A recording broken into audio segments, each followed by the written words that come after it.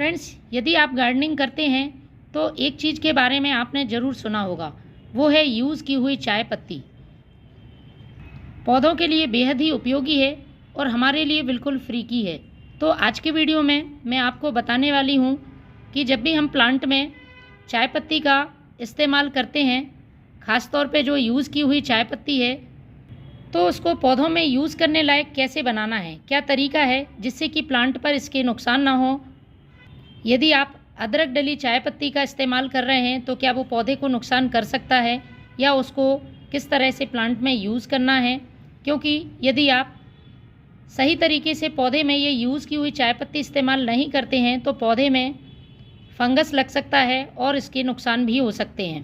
सर्दियों में चाय पत्ती का फर्टिलाइज़र सभी पौधों के लिए, ख़ास तौर पे जो फूलों वाले पौधे हैं, गुलाब, गुड़हल, अपराजिता, मोगरा या फिर सर्दियों के फूलों वाले पौधे, उनके लिए तो वरदान है।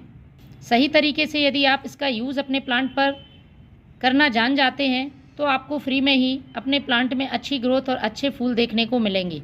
तो पूरे वीडियो में बने रहें। मैं आपको बहुत ही आसान तरीके से बताऊंगी कि किस तरह से आप चाय बनाने के बाद जो चाय पत्ती बचती है उसका यूज़ अपने पौधे पर कर सकते हैं।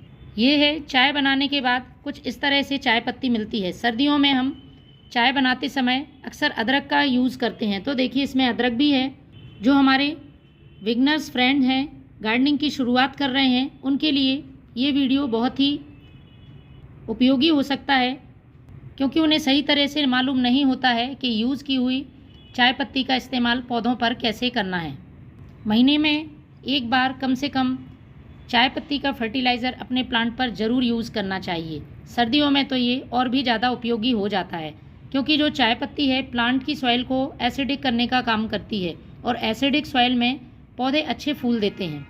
तो जितनी भी आपके यहाँ चाय पत्ती बचती है 1 से 2 दिन तक इकट्ठा करें, इससे ज़्यादा इकट्ठा नहीं करें। रोज़ रोज़ आप इस तरीके से चाय पत्ती को स्टोर करके रख सकते हैं, क्योंकि ज़्यादा दिन की चाय पत्ती को आप स्टोर कर लेते हैं तो उसमें से स्मेल आने लगती है। 2 दिन की ये चाय पत्ती मैंने स्टोर करके रखी है, तो इसको सबसे पहले हमें एक बर्तन में डाल लेना है। थोड़ा बड़ा बर्तन हो जिससे कि ये अच्छी तरह से पानी में धुल सके। इसके बाद हमें इसे पानी से अच्छी तरह से धोना है।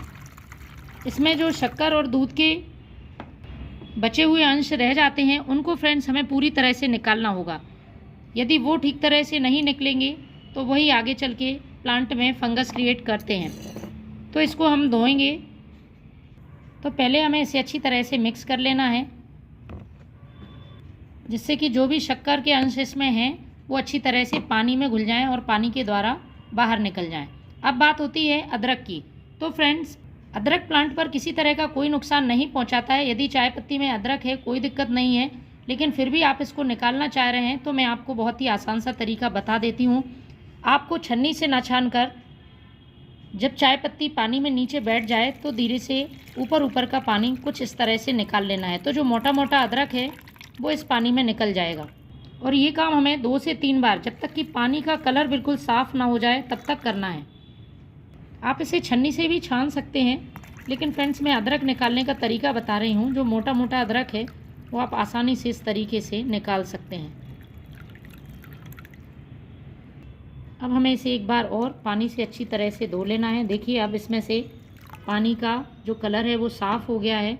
कुछ इस तरह से ये हमने सारा पानी बाहर निकाल दिया है। अब इसको हमें क्या करना है, इसको हमें छन्नी की मदद से छान लेना है और एक बार और इसे साफ पानी से इस तरह से हमें धो लेना है। अब हमें थोड़ी देर 15 से 20 मिनट इसे इस तरह से किसी बर्तन में रख देना है, जिससे इसमें जो भी पानी बचा हुआ है वो पूरी तरह से निकल जाए। देखिए कुछ इस तरह से 15 से 20 मिनट में ये और पानी इसमें से निकल गया है। अब इसे हमें एक पतली सी छन्नी में, जो जिससे कि हम आटा छानते हैं, और जो बारीक वाली छन्नी होती है, कुछ इस तरह से इस छन्नी का हमें इस्तेमाल करना है और इसमें फैलाकर हमें इसे धूप में रख देना है। रोज़ आप इसको थोड़ा सा ऐसे इस तरह से हाथों से पलट दें, जिससे कि चारों तरफ से अच्छी तरह से सूख जाए। यूज़ की हुई चाय पत्ती का सबसे बड़ा काम यही होता है, पूरी तरह से सूखी हुई होनी चाहिए। गीली चाय पत्ती आपको बिल्कुल भी इस्तेमाल नहीं करना है। तो फ्रेंड्स देखिए, सूखने के बाद कुछ इस तरह से आपको ये चाय पत्ती मिलेगी। कितना अच्छा फर्टिलाइज़र प्लांट के लिए तैयार है, वो भी बिल्कुल फ्री का। सर्दियों में आप सभी प्लांट में 15 दिन में एक बार 1-1 चम्मच मिट्टी में डाल सकते हैं। इसका लिक्विड फर्टिलाइज़र भी तैयार कर सकते हैं और इसको स्टोर करके भी रखा जा सकता है। अच्छी तरह से आप सुखा लें और इसको स्टोर करके रखें। तो फ्रेंड्स, कहने को बहुत आसान चीज़ है, लेकिन इसका तरीका यदि सही रहता है तभी प्लांट पर अच्छी तरह से ये फर्टिलाइज़र फ़ायदा करता है। तो आप भी अपने प्लांट के लिए इस तरह से यूज़ की हुई चाय पत्ती का इस्तेमाल कर सकते हैं और पौधे की ग्रोथ को बढ़ा सकते हैं, उसमें ढेरों फल फूल पा सकते हैं। इसके यूज़ करने का तरीका मैं अपने कई प्लांट में और कई वीडियो में बता चुकी हूँ। आगे भी मैं आपको इसके तरीका अपने दूसरे वीडियो में बताऊँगी। तो फ्रेंड्स, आप भी इस्तेमाल करें इस चाय पत्ती का अपने पौधों के लिए। Thank you.